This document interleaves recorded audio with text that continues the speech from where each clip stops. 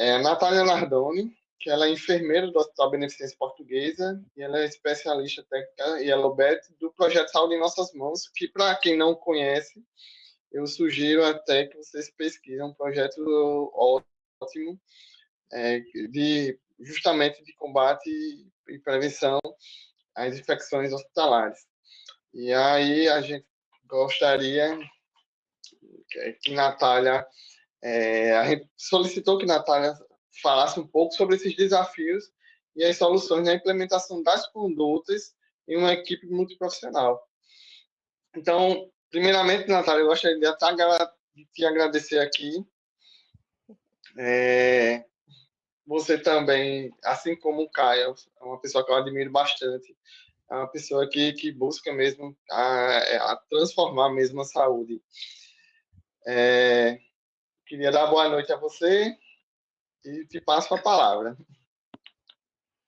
Obrigada, Gê. Eu queria agradecer a oportunidade de estar aqui. Como o Caio falou, acho que é um espaço incrível para a gente poder lutar por uma saúde melhor, né? E, e esse espaço aqui me enche de orgulho. E dizer que é muito especial estar aqui, eu admiro muito aquilo que, como o Caio falou, o espírito de inovação que você tem e enfim, por querer lutar por uma saúde melhor também. E dizer para o doutor Caio que não foi um puxão de orelha que eu dei nele não, mas, só dizer que tem coisas que tem infecções, né, as infecções relacionadas à assistência à saúde, elas podem ser evitáveis, né, e eu estou falando do ambiente de terapia intensiva, principalmente da pneumonia associada à ventilação mecânica, a infecção primária de corrente sanguínea e a infecção do trato urinário quando associada ao uso do catéter. E então são coisas que a gente pode prevenir e muito bem pelo nosso cuidado, né, cuidado que a gente presta ao nosso paciente. Gê, não sei se você consegue compartilhar a apresentação que eu montei ou se eu compartilho por aqui, como quer fazer? Tenta compartilhar, Natália. Deixa eu Tá ver bom, se eu consigo. só um pouquinho, pessoal.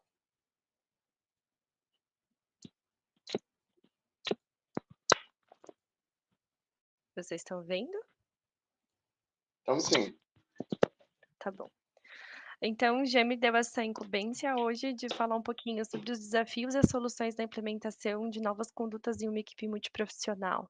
Qual seria aí, então, o caminho do sucesso que a gente tem que percorrer para prevenir as infecções, né? Manter uma equipe padronizada, engajada, que consegue, ah, dentro dos processos de cuidado, levar um cuidado de excelência para o nosso paciente, né? Então, como que a gente faz isso? Primeiro, para falar disso, acho importante a gente, assim como o Caio falou, né, da importância do uso dos, antimicrobianos, né, a gente colocar e saber quem é o nosso problema, né, assim, os desafios que estão no combate a essas infecções relacionadas à assistência à saúde. Qual é o inimigo que a gente está lidando diariamente? A gente lida com vários, na verdade. Primeiro que quando a gente fala de infecção, a gente está falando de um inimigo que ele é invisível. Né, a gente está falando de um inimigo que é microscópico, a gente não consegue ver, eu não consigo olhar para a cama do paciente, para o paciente e identificar nele, só de olhar que ele tem uma bactéria, né. E aí, muitas vezes, a gente lida com esse desafio, porque quando a gente vai tratar com a nossa equipe multiprofissional, né, com os nossos enfermeiros, técnicos da ponta, fisioterapeutas, médicos, enfim, todo mundo que está relacionado ao cuidado, a gente tem que convencer que aquele inimigo está ali, presente, né. E aí, por exemplo, quando a gente tem uma abordagem para falar sobre higiene de mãos, que hoje é um grande desafio, mundialmente falando, é por isso que a gente tem campanhas de higiene de mãos, inclusive mês de maio é um mês desse, a gente precisa se preocupar e tantas vezes enfatizar a importância da higiene de mãos, porque a gente não vê o inimigo. Talvez se a gente olhasse para as coisas e conseguisse ver que ali tem bactéria, a gente lavaria mais as mãos, a gente tomaria outras condutas. Então a gente lida diariamente com o inimigo que a gente não vê. Fora isso, como a gente lida dentro desse ambiente de terapia intensiva ou dentro dos serviços de saúde, a gente tem outros problemas que fazem com que as coisas fiquem mais difíceis da gente estar unido e todo mundo trabalhando em prol de uma mesma coisa, né, unindo forças diretivas para aquele objetivo. Então, por exemplo, a gente tem problemas de comunicação, né, muitas vezes na equipe a gente tem problemas de comunicação, e isso é um grande problema a ser sanado com múltiplas estratégias e cursos, enfim, falando sobre abordagem de melhorar uma comunicação. A gente tem problemas de recursos, pode ser materiais e pode ser recursos humanos, né. Às vezes a gente quer cuidar, mas como o doutor estava falando, às vezes a gente não tem um antibiótico ideal e a gente tem que escalonar para um antibiótico maior, porque está em falta aquele na nossa instituição, ou então a gente quer fazer um curativo, às vezes a gente não tem, né, o recurso ideal para aquele curativo, a gente usa muito da criatividade muitas vezes, e aí às vezes a boa prática ela fica um pouco prejudicada, né, porque a gente não tem, às vezes, o melhor recurso à mão para poder tratar e prevenir as infecções. A gente tem falta de padronização, né, quando, cada um faz de um jeito, o plantão da manhã faz de um jeito, o da tarde faz de outro, o plantão noturno faz de outro, e o outro plantão noturno, então, que nem se conversa com o outro plantão noturno, vai fazer totalmente diferente. Então, a gente tem essa dificuldade de, na área da saúde, acho que principalmente, de fazer todo mundo fazer da mesma forma, né, isso que o Caio também trouxe, né, a importância de talvez ter um protocolo para direcionar o uso do antibiótico que eu vou colocar, então estou falando de padronização, né, eu quero que todos os médicos do plantão do hospital pensem da mesma forma, como eu faço isso? Né, treinando, padronizando, fazendo POPs, né, desenvolvendo recursos para que possa nortear aquele colaborador de qual decisão ele tomar. E também eu preciso dar recurso para treinar esse colaborador diante disso. A gente lida com a sobrecarga, né, sobrecarga de trabalho, às vezes, um problema de dimensionamento, então é uma realidade das instituições e das UTIs brasileiras, a gente sabe que dependendo do lugar, às vezes, e pós-pandemia, acho que a gente viveu um momento muito tenso em relação à sobrecarga, né, a gente tinha que se multiplicar muitas vezes para cuidar do doente e dar o melhor recurso, a melhor disponibilidade, e a gente trabalha o tempo todo, escolhendo as prioridades que a gente vai, hã, dar, né, no plantão. Então a sobrecarga de trabalho é uma coisa que também traz um cargo de estresse importante para as pessoas que estão trabalhando naquele ambiente, então acaba sendo difícil, né, para a gente combater a ira, e quando a gente fala assim: "Ah, vamos aqui olhar o paciente, deixar o decúbito elevado", ou enfim, fazer algumas coisas e falar: "Ah, agora eu não posso, porque o outro paciente está chamando", né. Então assim, são coisas que no dia a dia da UTI, na dinâmica do trabalho, impactam e fazem a gente tomar algumas decisões ou não. Lembrar que, às vezes, a gente, visto isso, né, falando, já que eu falei de dimensionamento, às vezes a gente tem uma rotatividade, não é uma falta de realidade a gente se deparar com alguns cenários de que o funcionário da UTI, às vezes, roda para outro setor, ou que outros funcionários de outros setores vão cobrir a UTI para poder cobrir a escala, né, então é comum a gente ter rotatividade internamente dentro do setor, e o problema disso é que nem sempre a gente coloca um profissional acostumado com aquele ambiente que está apto para trabalhar ali, né, acaba acontecendo. E rotatividade também, às vezes, de, turnover, né, quando eu falo, assim, absenteísmo, e aí turnover, ou seja, o colaborador nunca para na instituição, a gente está sempre tendo que renovar, e isso também, eh acaba propondo, né, para a instituição, que ela está sempre tendo que se renovar e sempre tendo que treinar o colaborador que chega, e talvez algum problema que esteja ali por detrás, que a gente não consegue que aquele colaborador fixe, né, no nosso serviço. E lembrar que, óbvio, a gente está falando de UTI, mas a gente faz parte de um sistema muito maior que isso, então a gente está dentro de um grande sistema. Quando eu falo de combate às infecções, eu tenho que lembrar que meu paciente não vem só da UTI, ele não fica só lá na UTI, né, eu recebo esse paciente de alguns lugares, né, então eu, por exemplo, recebo pacientes do pronto-socorro, eu posso receber pacientes do centro cirúrgico, da unidade de internação, e como essas coisas acontecem nesses outros locais, influenciam diretamente na minha dinâmica de trabalho dentro da terapia intensiva, né, e eu preciso me lembrar disso. Assim como, por exemplo, tem coisas e recursos que eu preciso dentro da UTI que eu vou depender de outros lugares, por exemplo, do CME. Quantos materiais esterilizados eu preciso para poder fazer procedimentos, e eu preciso que o CME me forneça isso. Eu preciso de ter um processo bem estabelecido ali para conseguir, desempenhar uma boa atividade, né. Eu dependo da rouparia, eu dependo da farmácia, enfim. Então a gente está dentro de um grande sistema. E quando a gente fala de combate às iras, a gente também precisa olhar para esse sistema grande, porque esses sistemas eles se conversam, né, eles estão constantemente sofrendo a interação do outro. Por isso que é tão desafiador, combater as iras.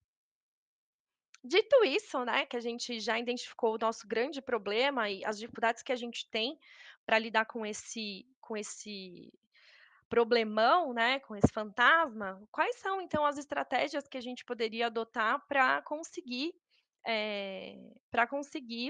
lidar aí ativamente com as infecções e talvez ter estratégias para que a gente consiga ter caminhos para o sucesso. Então, primeiramente, eu falaria que a gente precisaria lidar com, rever os nossos processos, né. Como isso, né, mapeando o processo, utilizando ferramentas da qualidade para isso, identificando o problema, né, e rever o fluxo e execução desses processos, como eles acontecem realmente na íntegra. Depois, treinamento, né, capacitação, observar e capacitar a técnica e execução desses processos, respeitando as boas práticas, e envolver as pessoas, né, fazendo com que as pessoas participem, é, e permitindo que ela contribuam com as ideias, né, para a gente trazer essas pessoas com o envolvimento, né, e aí então, fornecer um ambiente que seja compatível a essa contribuição de ideias, então trazendo uma segurança psicológica para que a gente transforme esse ambiente. E aí eu vou falar um pouquinho de cada uma delas, começando então pelos processos, né, porque é também importante olhar para os processos. Primeiro porque eu Nath, quero oi? Nath, rapidinho. Tu só tira o slide e coloca de novo, porque eu acho que ele não tá passando. Ah, ok. Espera só um pouquinho. Rapidinho. Ah, agora tá em modelo de melhoria. Isso, espera aí, deixa eu ir. Pronto. Eu tô aqui, ó. Ah, pronto, pronto. Aí eu tô vendo. Posso se eu fizer Processos. assim Isso. ajuda? Agora dá para ver? Ajuda. Dá sim. Beleza. Então vamos olhar para os processos, né, pessoal, onde a gente precisa agir de forma, estratégica para a gente tentar vencer todos aqueles desafios que eu falei. Então, primeira coisa, eu preciso identificar o problema. O problema de mexer com os processos é que, conforme eu vou mapeando os processos que eu quero identificar, por exemplo, eu tô com problema de corrente sanguínea, né, tô com problema de infecção de corrente sanguínea, e eu vou olhar para isso, da onde pode ser que está vindo essas infecções, eu vou olhar para todos os processos que incluem é, a vulnerabilidade, talvez, o momento que eu posso estar passando essa infecção para o meu paciente.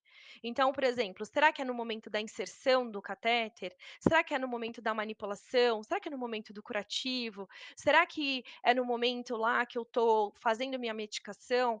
Então, eu preciso mapear esses processos e olhar para o microprocesso para enxergar as fragilidades. O problema disso é que gera um desconforto. Porque toda vez que eu mapeio o meu processo, eu trago à tona a minha fragilidade, né. E aí muitas vezes a gente não quer olhar as nossas fragilidades, a gente quer resolver um problema, a gente quer mudar, a gente quer uma melhoria, mas não necessariamente a gente quer mexer nos nossos problemas, né.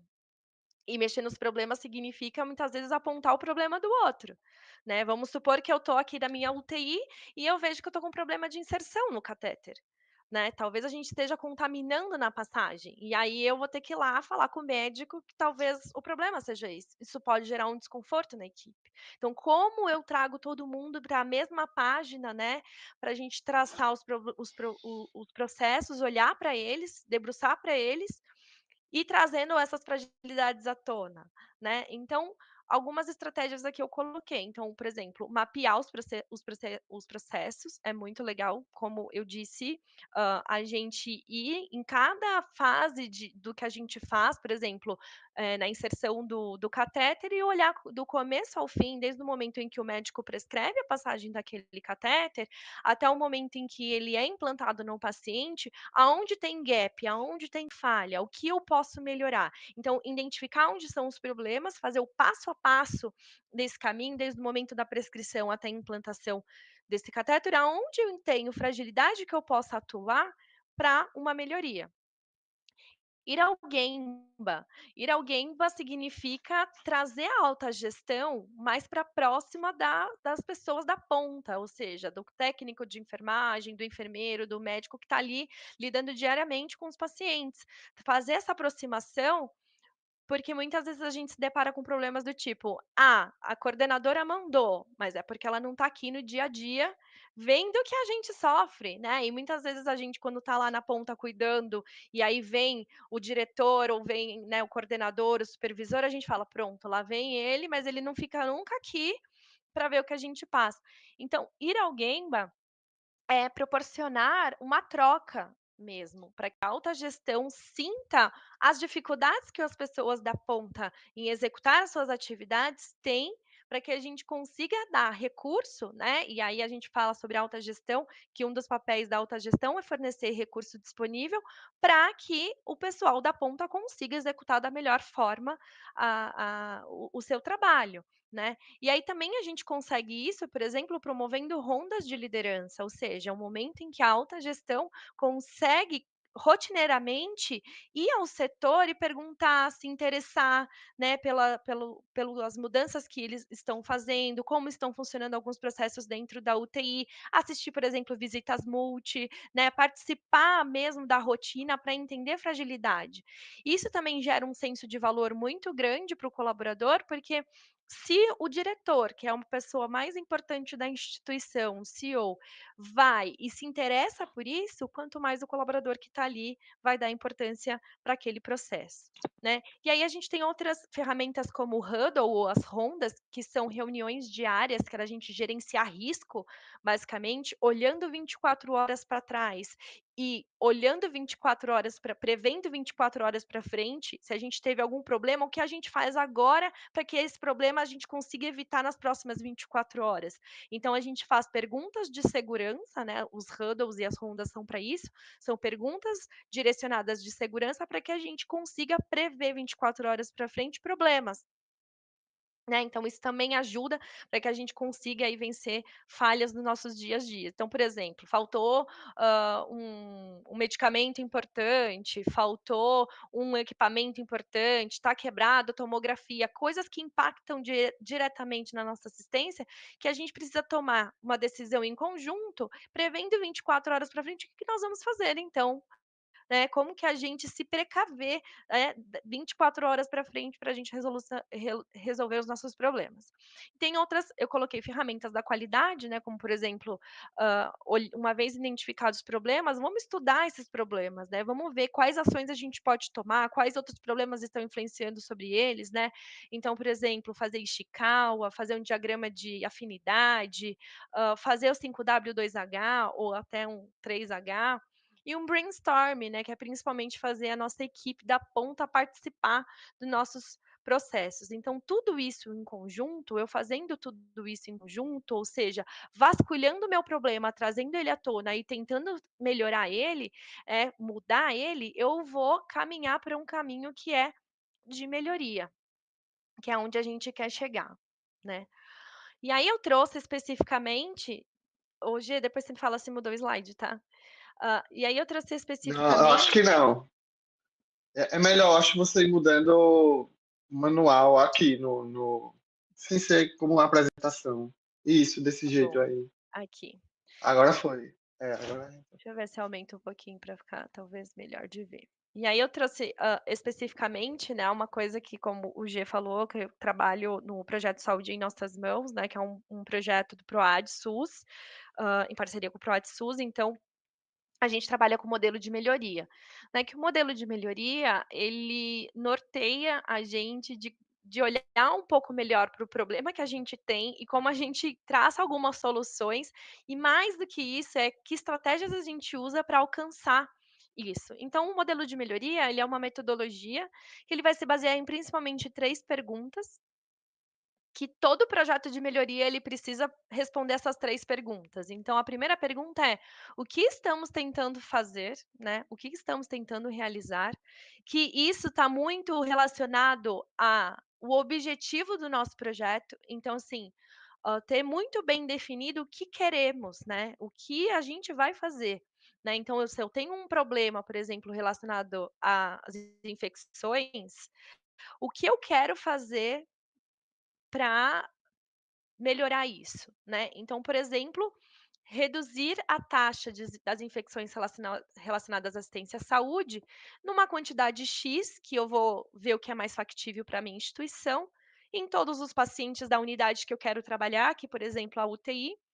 Então vou mudar de um patamar que eu estou hoje para um patamar de redução de 30%, por exemplo, em determinado tempo. Então o objetivo ele sempre tem que contemplar essas questões, o que eu quero fazer, né, de quanto para quanto eu quero reduzir ou melhorar, né, e aonde eu vou fazer isso e um tempo, né, determinar um tempo para isso. Então essa é a primeira grande pergunta que eu preciso responder, eu tenho sempre que estar com ela ali debaixo do meu travesseiro para eu nunca esquecer.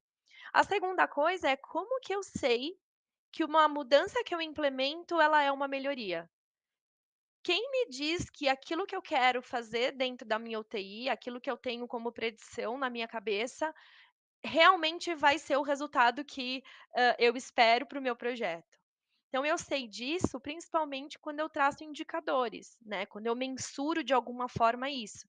Então se eu pensar, por exemplo, em infecção relacionada à assistência à saúde, eu posso, por exemplo, medir a taxa de densidade de infecção da infecção relacionada ao trato urinário. Eu posso medir, por exemplo, a taxa de adesão aos pacotes de cuidado. Eu posso medir, então, a densidade de infecção de corrente sanguínea, PAV. Então, ter um indicador bem definido, um sistema bem definido de mensuração, vai me nortear para entender se aquilo que eu planejo como mudança, se realmente é uma melhoria, né. E a terceira pergunta muito importante é: que mudança podemos fazer que resultarão em melhoria? Então é o como eu vou fazer isso, né. Então, estabelecer, por exemplo, ações que vão me nortear, para eu seguir para um caminho que vá me levar a um resultado. Né, então, por exemplo, ter um diagrama direcionador, definir uns pacotes de cuidado, definir então um protocolo assistencial que eu vou gerenciar isso, né, então, é definir o que eu vou como eu vou fazer para chegar no meu resultado. Então eu preciso responder essas 3 perguntas: o que eu estou tentando realizar, como eu vou saber que uma mudança é uma melhoria, e que mudanças podemos fazer que resultarão em melhoria. E aí, tendo essas perguntas bem definidas, o modelo de melhoria, ele age, com, o PDSA, que são os testes de mudança. Então eu pego aquela ideia de mudança que eu tinha na minha mente, que eu tenho uma predição que eu acho que se eu fizer aquilo vai dar certo, eu planejo a execução disso, eu executo, depois eu estudo analisando se aquilo que eu tinha como predição realmente na execução aconteceu como eu gostaria, eu estudo e tomo uma ação de adaptar, uma ação de desistir ou uma ação de aumentar o escopo, né. Então, falando um pouquinho mais sobre isso, né, então o que seriam esses PDSAs, né, seriam os testes de mudança. Então eu sempre falo que eu começo com uma ideia de mudança, que a gente sempre fala para começar pequeno, ou seja, se eu vou testar alguma coisa, eu testo pequeno em um leito, eu não testo na UTI inteira, porque se não der certo, eu consigo corrigir isso mais rapidamente do que se eu tivesse ampliado já para a UTI inteira, então eu começo ele de forma pequena. Depois que eu testo pequeno, por exemplo, em um paciente, eu gostei do teste, eu vi que ele foi bom, eu posso aumentar a escala, ou seja, eu testei com um paciente, vou testar com todos os pacientes daquele, plantão no turno da manhã, né. E aí testei, sinto como foi, se precisar eu faço alguma adaptação ou não. Se eu gostei, eu decido então aumentar o escopo do teste, então vou pegar o mesmo teste, talvez eu vou deixar agora rodar esse teste no plantão noturno, vamos ver como se comporta? E aí eu vou, né, aperfeiçoando esse teste até que chega um momento que eu falo: "Cheguei no mundo ideal, naquilo que eu gostaria, o teste foi muito bom, eu vou implementar".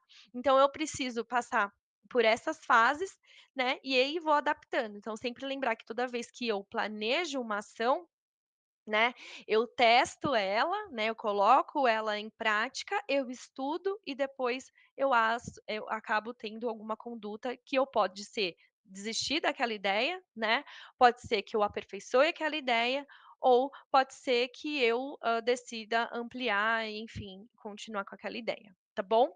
Então, assim, só para dar um exemplo, né, de PDSA que a gente roda, por exemplo, como teste de mudança, pensando numa melhoria, a gente pode pensar, por exemplo, num paciente que usa sonda vesical de demora, e eu preciso que é uma boa conduta é a gente descartar a urina que está nesse coletor.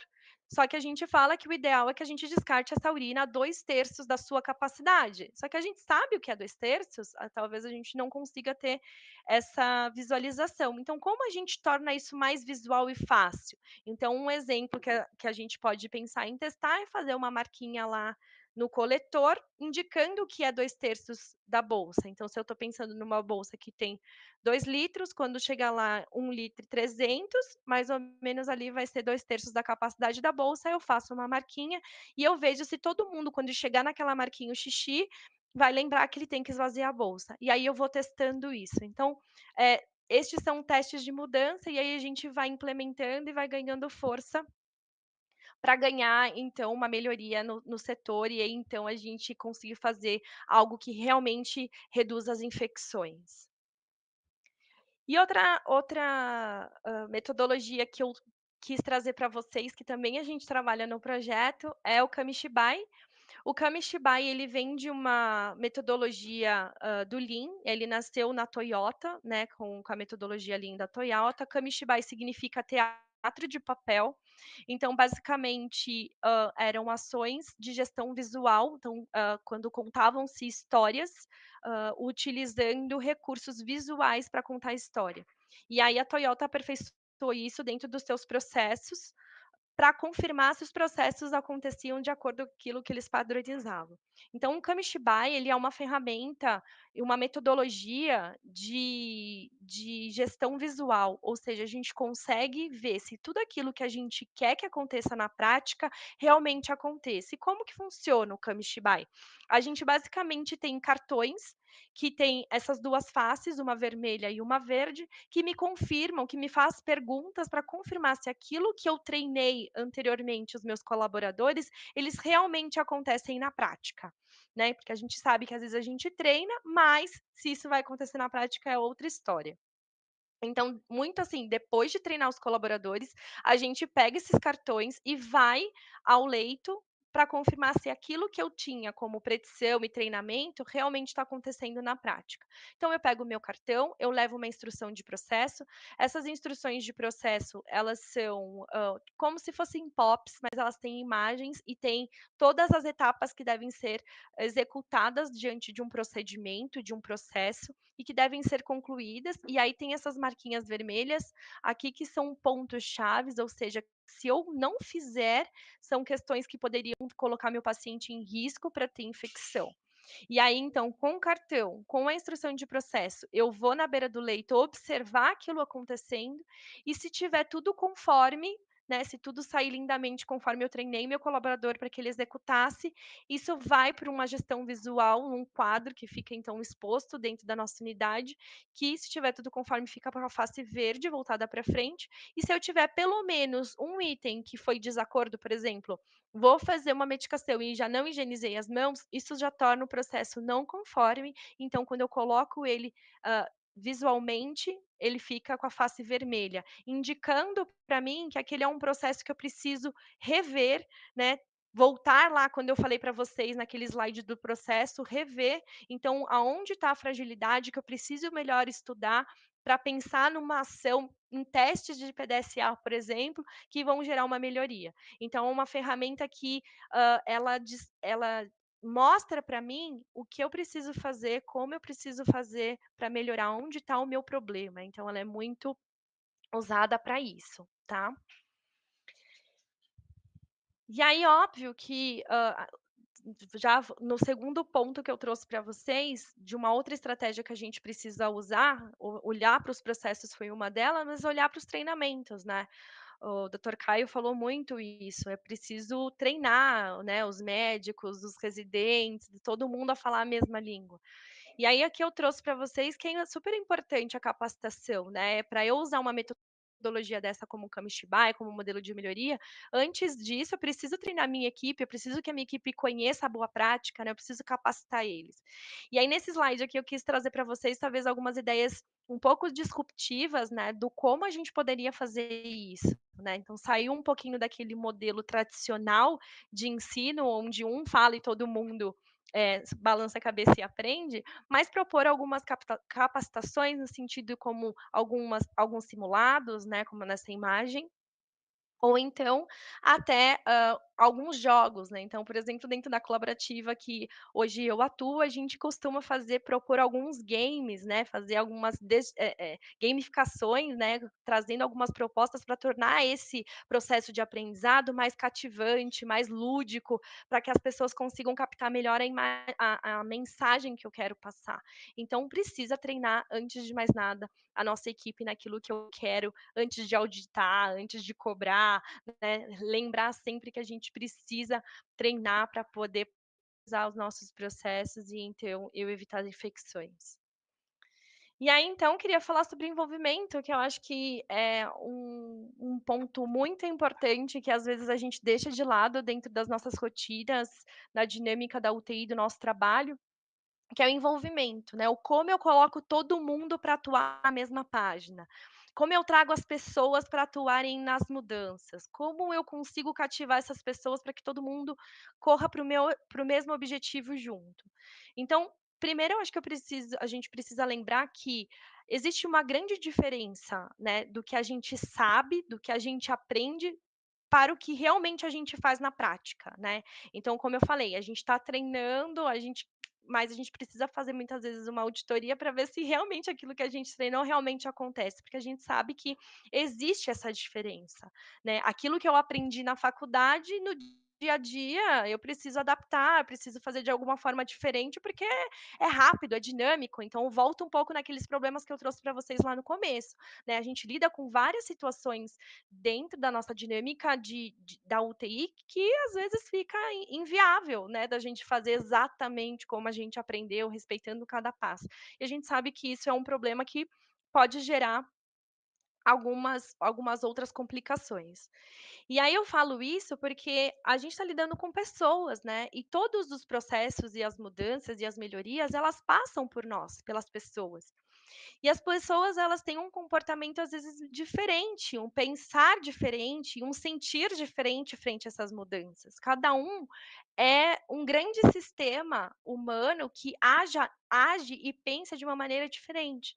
Então, primeira coisa para que a gente consiga trazer todo mundo para a mesma página é a gente entender nesse ser complexo que é ser humano, né, e trazer o valor que a gente tem para as nossas relações e que principalmente o envolvimento, ele nasce de uma questão muito importante, que são das interações humanas, né, de como a gente convive e lida com cada um de nós, com nós mesmos e principalmente com o meio que a gente está. E talvez uma grande saída para eu conseguir envolver todas essas pessoas para fazer uma grande mudança, algo que seja de um impacto relevante, é trabalhar muito com o poder e a coragem, né, onde essas pessoas possam ter um espaço para dizer, decidir e atuar com um objetivo. Isso tanto individualmente, como olhando o outro fazer isso, como própria a própria instituição criando esses momentos para que as pessoas consigam se colocar, consigam, compartilhar suas ideias e consigam, contrapor, né, e muitas vezes trazendo novas ideias para juntos, todo mundo trabalhando com um ambiente de cooperação, propor um objetivo comum que, nesse caso, seria, por exemplo, reduzir a infecção. E aí eu trago esse último, slide, que é falar sobre o envolvimento. Essa é uma flor que tem da psicologia da mudança, do IHI, que ela fala muito sobre isso, né, o como eu consigo colocar as pessoas para serem envolvidas no processo. E em diferentes, momentos do que eu falar aqui de cada um desses itens, não importa muito o momento em qual vem primeiro, mas é muito do como eu ativo a mobilização pessoal, né, o como eu faço a motivação intrínseca, como eu libero motivação intrínseca, ou seja, a motivação de cada um, é o motivo pelo qual eu acordo todos os dias e decido trabalhar na UTI, né, o motivo pelo qual eu acordo todos os dias e enxergo talvez um propósito na minha vida. Então, liberar essa motivação ela é muito importante, porque isso traz um comprometimento que a pessoa tem com ela mesma para poder desempenhar algo ou alguma ação importante dentro do seu trabalho. E aí uma das coisas que as organizações podem fazer é uma mudança, por exemplo, dirigida com pessoas em codesenho. O que que significa isso? É chamar as pessoas que participam daquele processo para que elas palpitem sobre os processos que elas participam, né. Então, muitas a gente desconstrói, por exemplo, nessa fase, aquele pensamento de que o diretor vai palpitar sobre os meus processos, né. Não mais o diretor, mas eu que faço, por exemplo, o curativo, eu que estou lá realizando o curativo, eu vou palpitar sobre o que eu acho mais, correto e o que é mais viável na minha prática, adaptar numa mudança para que eu consiga melhor, então, respeitando as boas práticas, mudar algo dentro do meu sistema para que eu consiga reduzir a infecção. Então eu começo a chamar as pessoas que participam do processo para ela palpitar sobre o próprio processo. Então, um exemplo que eu dei, né, vamos supor que a gente está lá com um problema na inserção do catéter, e quem passa o catéter é o médico. Então eu vou chamar o médico para que ele mesmo possa olhar para o processo e falar: "Doutor, como ficaria bom? Né, a gente tem que reduzir a infecção, mas como que você acha? Qual a dificuldade que você tem de passar catéter hoje? O que acontece na sua prática que eu consiga te ajudar para que talvez a gente melhore?".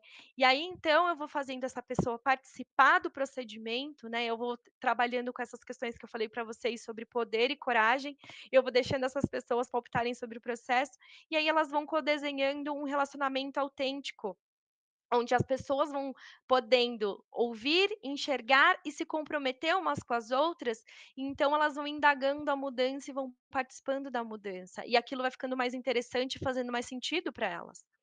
E aí, então, eu consigo, por exemplo, distribuir o poder. As pessoas podem contribuir com o seu valor e trazer a mudança, né, quando eu consigo compartilhar isso. Então, as pessoas vão se sentindo mais úteis, né, dentro daquele ambiente para contribuir e compartilhar. E aí, então, eu consigo fazer adaptação em ação, que é, por exemplo, o agir, né? O agir pode ser, então, uma experiência que é motivadora para que as pessoas aprendam e repitam, ou seja, o fato de eu, propor uma mudança e de repente a minha mudança ser testada, isso influencia pessoas de alguma forma, eu consigo captar pessoas, né, eu consigo influenciar pessoas, as pessoas se interessam por aquilo e quando eu vejo eu estou num ambiente de grande cooperação e colaboração.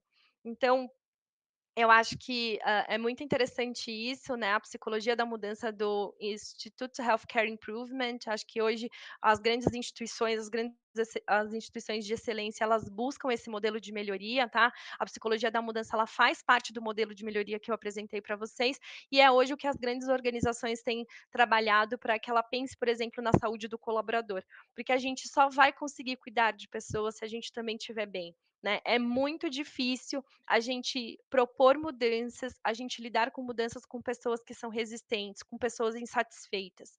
Então, o envolvimento é isso, olhar para essa pessoa que talvez a gente enxergue ela como uma resistência e tentar ouvir, tentar trazê-la para participar, porque normalmente o que, eu acabo colocando no projeto é que normalmente as pessoas que são vistas como resistentes são aquelas que normalmente não foram ouvidas, né, aquelas que estão cansadas porque tentaram, tentaram, tentaram serem ouvidas e não conseguiram, né. Então tentar olhar por uma outra perspectiva, isso e trazer essas pessoas para contribuir para esse ambiente. Então a gente não consegue melhoria, eu não consigo atuar nos processos, eu não consigo treinar sem passar pelo sistema humano, né, sem passar pelas pessoas, pelo que as pessoas pensam, sentem e como elas se comportam. Então por isso que é muito importante e desafiador, porque nós somos complexos, né, super desafiador, conseguir envolver essas pessoas. Mas então eu quis deixar aqui uma estratégia, né, uma das estratégias que a gente tem para envolver essas pessoas no nosso escopo de trabalho. E era isso que eu tinha para trazer aqui, não sei se alguém tem alguma dúvida, mas me coloco à disposição e é isso. Obrigada. Natália, muito obrigado, Natália. Tá me ouvindo? Tô sim, Gê. Pronto, ótimo. Queria agradecer, primeiramente, muito boa a palestra sobre esses desafios e eu acho que esclarece muito como a gente poderia lidar com a equipe. Como você falou mesmo, e eu acho interessante tocar nesse ponto, que a mudança do comportamento ele passa pela equipe toda, muito profissional mesmo. Então, com esse último slide que você apresentou sobre a própria questão da psicologia, fica claro que a gente precisa de todos os profissionais alinhados para fazer uma mudança mesmo eficaz na nossas condutas, né? Senão ocorrem esses obstáculos mesmo. Eu vou abrir aqui também para o pessoal que quiser perguntar, mas eu também tenho algumas dúvidas. Como você participa desse projeto e aí você tem essa comunicação com várias pessoas dentro do projeto, e vocês abraçaram o Brasil inteiro, quais foram os desafios assim similares que vocês encontraram é, de diversas instituições, mas que quando você olha de um olhar mais amplo, você vê, não, a principal dificuldade que a gente vê no todo é isso. E aí eu queria saber qual seria esse principal desafio. Ah, sem dúvida nenhuma, o principal desafio foi envolver as pessoas, né, foi vender bem o peixe, fazer com que as pessoas se convencessem que aquilo realmente chegaria no resultado que elas imaginavam, né. Óbvio que no começo do projeto é muito difícil quando a gente vai falar que, por exemplo, vai reduzir 30% das infecções, normalmente o que a gente escuta é: "Ah, impossível, não vai, imagina aqui isso acontecer", né. Então, assim, a gente precisa convencer, fazer as pessoas, acreditarem, né, no na proposta, e aí é isso que eu acabei de apresentar, a gente passa pelas pessoas, então, essas interações elas são muito importantes, respeitar a opinião de todo mundo é muito importante. Por isso que dentro da colaborativa a gente trabalha com um lema que é: "Aqui todos ensinam, todos aprendem", né. Eu não sou a dona absoluta da verdade, né, todo mundo tem o seu conhecimento, acho que isso é o grande princípio de respeitar o outro. Eu não consigo implementar uma mudança sem eu entender que tem uma pessoa na minha frente que tem sentimento, que tem pensamento, que tem um comportamento e que ela é influência do meio que ela vive, né. Então, com certeza, a gente teve muita dificuldade nesse envolvimento, em particular com o corpo clínico, né, para trazer os médicos. Trazer a equipe médica, foi muito difícil. Normalmente a gente tem a participação da equipe de enfermagem, normalmente acontece isso de uma maneira muito natural, porque a enfermagem dentro das instituições, ela já está meio que inserida dentro dos processos das instituições, mas o corpo clínico às vezes é terceiro, às vezes, não está todo dia naquela mesma instituição, roda, enfim, foi um pouco mais desafiador de trazer, mas aqueles que a gente conseguiu trazer, a gente teve resultados exitosos dentro do projeto, e foi muito legal. Também acho que uma grande dificuldade pensando em pessoas foi trazer a grande gestão, né, a alta gestão para participar, para entender, né, sair um pouco da cadeira e realmente, interagir com as pessoas ali da ponta, né, o ir ao Gemba que eu falei, também foi uma grande dificuldade, né, onde muitas vezes o projeto pode ter se perdido em algum momento, né, e às vezes até a gente trabalhar para que ele voltasse, às vezes a gente pegou, por exemplo, UTIs que queriam muita transformação, mas que a gente tinha uma gestão um pouco distante, isso atrapalhou.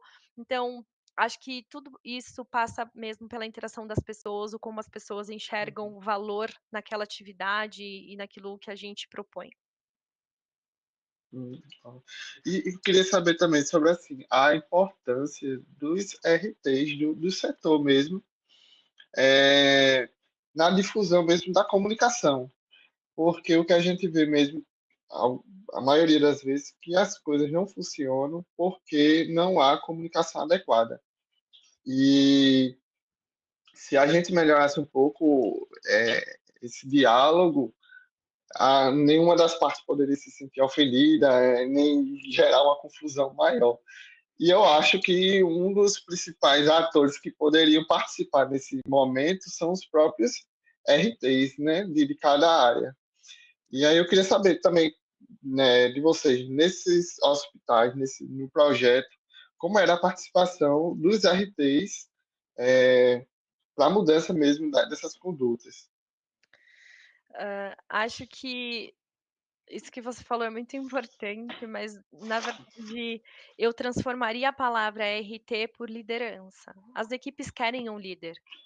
As equipes querem ser representadas por alguém, elas querem, ter voz, né, e o líder é a grande representatividade disso. É aquela pessoa que consegue dar o tom, que consegue, fazer os outros serem ouvidos, que consegue, nortear todas as ações. Então quando a gente tem, por exemplo, uma liderança participativa e quando essa liderança ela se converge com um cargo de gestão, por exemplo, um RT, óbvio que isso é muito mais fácil de acontecer, as mudanças são muito mais favoráveis, né, porque eu tenho uma pessoa que tem uma representatividade hierárquica ali, junto com um potencial, de líder, né, de exemplo, de alguém que vai dar voz para as pessoas, alguém que vai lutar pelas pessoas, e aí essa pessoa, vestindo a camisa da mudança, do projeto, da melhoria, enfim, vai fazer com que as coisas aconteçam, porque ela vai lutar pelos recursos, pela disponibilidade das coisas que precisam acontecer para as coisas caminharem. Por exemplo, isso pelo simples fato, por exemplo, de ter tempo para fazer as atividades, né. Quando eu estou falando de um processo de melhoria, eu preciso ter tempo para olhar para os problemas, eu preciso ter tempo para rodar, por exemplo, testes. Se eu não tenho, se eu sou engolida no meu dia a dia, tudo fica mais difícil, a comunicação é difícil. Você não tem uma pessoa que consegue, né, transmitir a mensagem para todos os turnos, né, que consiga falar a mesma língua para todos os turnos, isso também se torna muito difícil. Você não tem uma pessoa que também consegue passar bem pelas pessoas, no sentido de ouvir as dores, ouvir o que é bom, o que não é bom, por que que as pessoas estão mais resistentes ou não, isso também dificulta.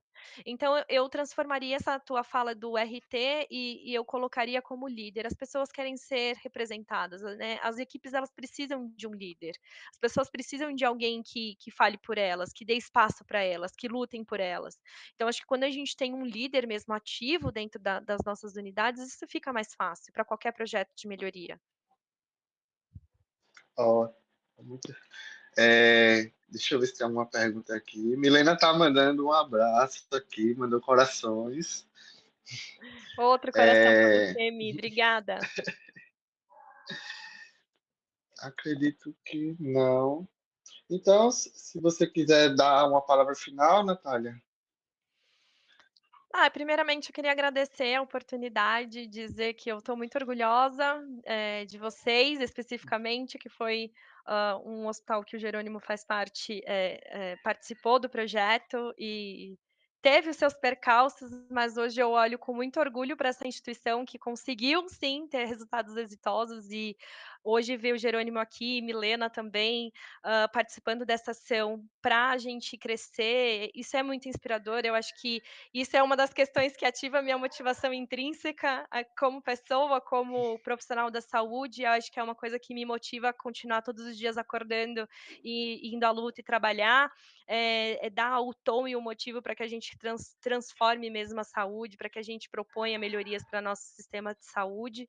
Então eu quero agradecer grandemente pela oportunidade de estar aqui com vocês e dizer que, por favor, não parem, se precisarem de mim, estou disponível sempre que vocês precisarem.